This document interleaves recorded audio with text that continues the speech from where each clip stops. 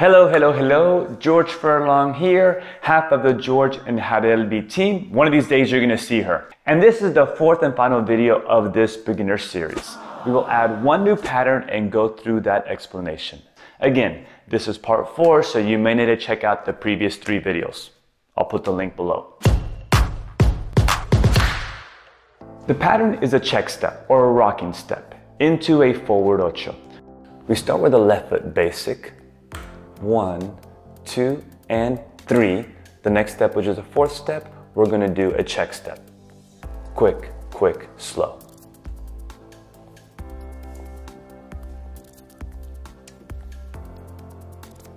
When you do the check step, it should be like you put a little bit of pressure on that foot, and that will make a change in the rhythm. The check step is a quick, quick, slow. When you complete that slow, which is a back step for the leader and a front step for the follower, we get into the forward ochos. You continue to do forward ochos and exit into the tango close, steps 6, 7, 8. Once you get into that front ochos, it's just like it was in part 3, so I'm not going to go into detail about the front ochos. Again, you can watch the previous video, part 3. So let's talk about that check step. As I said before, you start with a left foot basic, and at step number 4, you do a check step and go the opposite direction. How does the follower know the leaders are changing the basic? Well, normally in that left foot basic, we would do 1, 2, and 3, 4, 5, 6, 7, 8. The key here for the leaders is do not transfer your weight or your center at step number 4. So leaders, do not commit. We call it a check step because it's more of the leg than the whole body. Followers, that non-commitment is how you know it's a check step. For both roles, we want to emphasize the check step is on the ball of foot. This is especially important for the followers. Every time you reach back, you roll the foot, toe, ball of foot, and to a point, you put your weight on your heel.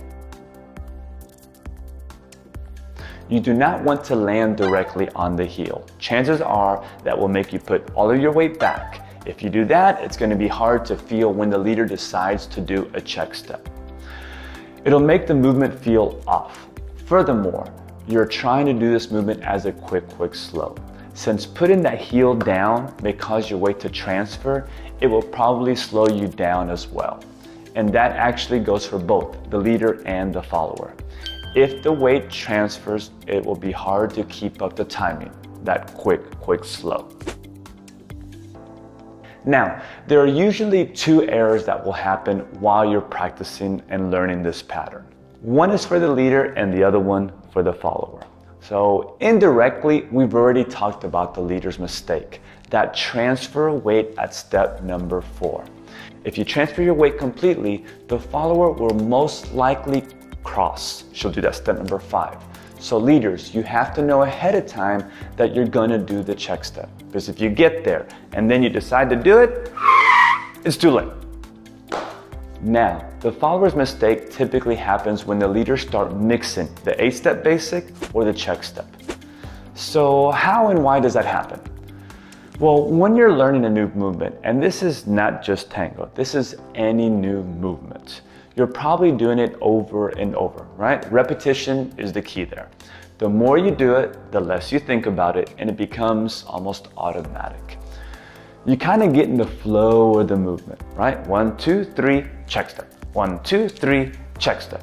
You get the picture, it keeps going like that. Then the leader wants to do that.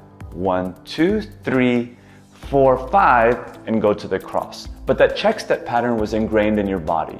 You were kind of, again, you were in that groove.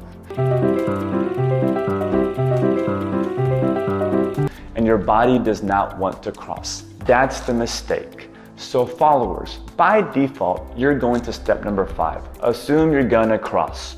When you feel the leader is outside partner at step number 3, assume you're going to step number 5. And this doesn't matter if the leader does a right foot basic or a left foot basic. If the leader does the check step and you're assuming the cross, that's step number 5, it will work out.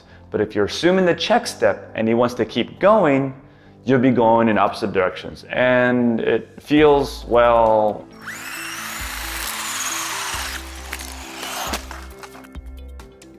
This brings up one last point I want to mention.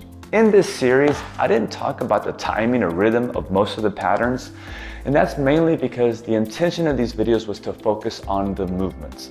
I think one of the best things about tango is the flexibility and the timing of the movements. One of the worst things about tango is the flexibility and the timing of the movements. So we'll get into the musicality another day. Hope you got something out of this, and I'll see you on the next video.